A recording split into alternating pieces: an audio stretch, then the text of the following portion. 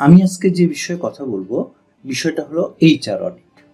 সাধারণত প্রতিষ্ঠান থেকে প্রতিষ্ঠানে, শিল্প থেকে শিল্পে, সেক্টর থেকে সেক্টরে অডিটের আওতা কি হবে সেটি ভিন্নতা থাকে। কিন্তু আমার আজকের বিষয় এইচআর অডিট। আমি সারসংক্ষেপে একটি আইডিয়া তোমাদের দিচ্ছি, যার উপর বেস করে তোমরা তোমাদের নিজের ব্রেনকে কাজে লাগিয়ে তোমাদের ছক রেডি করবে কিভাবে তোমাদের আওতাটা হতে পারে। অবশ্যই তোমরা শেষে ডিপার্টমেন্টাল হেডের সাথেই আলোচনা, তাকে দেখিয়েই সেটা ফাইনালাইজ করবে। এইচআর এর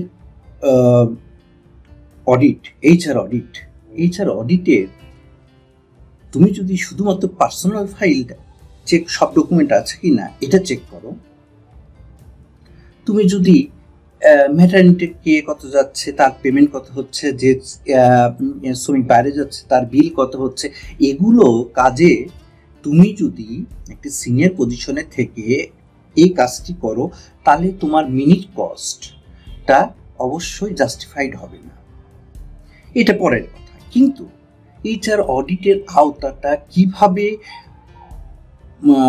সাজালে প্রতিষ্ঠান বেনিফিটেড হবে এবং প্রতিষ্ঠান একটা সাস্টেনেবল জায়গায় পৌঁছাবে, গল্পের স্কোপটা সে জায়গাটায় না। যে কোনো এইচআর ডিপার্টমেন্ট আমি ধরে নিচ্ছি একটা স্ট্যান্ডার্ড অর্গানাইজেশন, যে অর্গানাইজেশন সামনের প্রবৃদ্ধির দিকে তাকিয়ে আছে এবং সামনের দিকে অগ্রসর হতে চায়, সেক্ষেত্রে এই প্রতিষ্ঠানের এইচআর অডিট হিসাবে তোমার উচিত হবে কোন কোন জিনিসকে ফোকাস করা। এইচআর ডিপার্টমেন্ট তাদের বিভিন্ন কার্যকলাপ এবং স্বল্প, দীর্ঘ এবং স্বল্প, মধ্যম এবং দীর্ঘমেয়াদী তাদের কার্যক্রম চালানোর জন্য এবং প্রতিষ্ঠানকে ভালো রেজাল্ট দেওয়ার জন্য তারা অনেক সময় ছোট ছোট বিভিন্ন প্রোগ্রাম মিশন আকারে বা প্রজেক্ট আকারে তারা এগুলো তৈরি করে এবং তারা এগুলো তাদের ইন্ডাস্ট্রিতে স্প্রেড করে।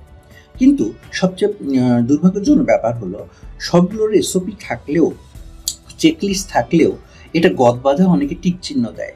কিন্তু তুমি যদি এইচআর অডিটের পার্ট হিসাবে যেসব জায়গা টিক চিহ্ন দেওয়া হয়েছে সেই জায়গাগুলোতেই তুমি যদি ইন্টারভিউ নাও, তাহলে এরকম 10টা ইন্টারভিউ যদি তুমি নাও, এক সপ্তাহে বলছি, মাত্র 10টি ইন্টারভিউ তুমি যদি নাও, একটি প্রজেক্টের কাজ চলছে এমন অবস্থায় সব টিক চিহ্ন দেওয়া হয়েছে যে কাজগুলো করা হয়েছে, তুমি যদি 10টি ইন্টারভিউ নাও, তাহলে তুমি অ্যাকচুয়ালি বুঝে যাবে যে অ্যাকচুয়ালি যে উদ্দেশ্যে প্রোগ্রামটা লঞ্চ করা, যারা এই প্রোগ্রামটা করছে তারা কতখানি আন্তরিকতা সহকারে করছে। এটা তুমি তোমার এইচআর হেডকে দিলে এইচআর হেড এটা অ্যাড্রেস করবে। যদি সেক্ষেত্রেও না হয়, তার আওতা বহির্ভুক্ত হয়, সেক্ষেত্রে সে টপ ম্যানেজমেন্টের সাহায্য নেবে। এটা গেল একটা বিষয়।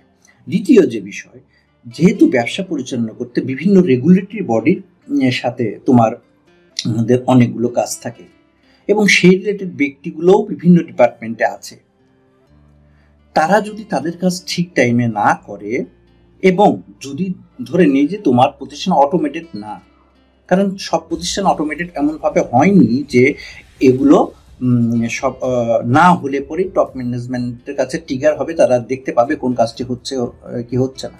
যদি অটোমেটেড হয় ভেরি গুড, সেক্ষেত্রে এইচআর অডিটরের ভূমিকাটা কমে আসে। তবুও এইচআর অডিটর লাগবে, এআই যুগেও লাগবে। কেন?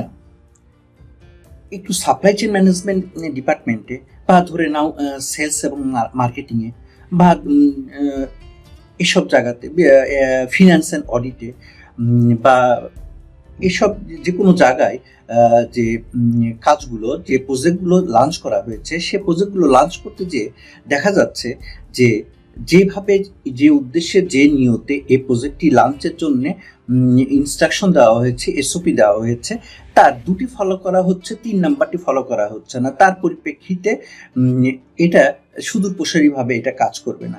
তুমি তোমার অডিট রিপোর্টে সেই জিনিসটা সাজাও, সেই জিনিসটা সাজিয়ে সেই রিপোর্টটা তৈরি করো, তাহলে দেখবে এইটি 2টি মাত্র উদাহরণ দিলাম। এইরকম তুমি তোমার যে অর্গানাইজেশন, সেই অর্গানাইজেশনে কি কি জিনিস চাচ্ছে তার উপর বেস করে তুমি তোমার চেক লিস্টটা সাজাবে।